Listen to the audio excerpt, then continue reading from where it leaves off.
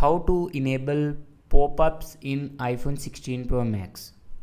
So let's start the video. First of all, open settings and then scroll down, and here you see the option apps.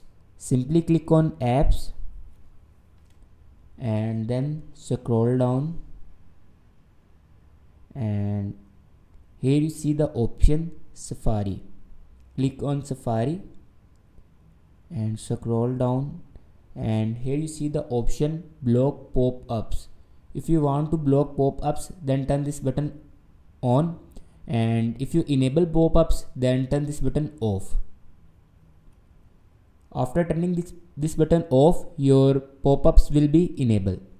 So this is the way to enable pop-ups in iPhone 16 Pro Max.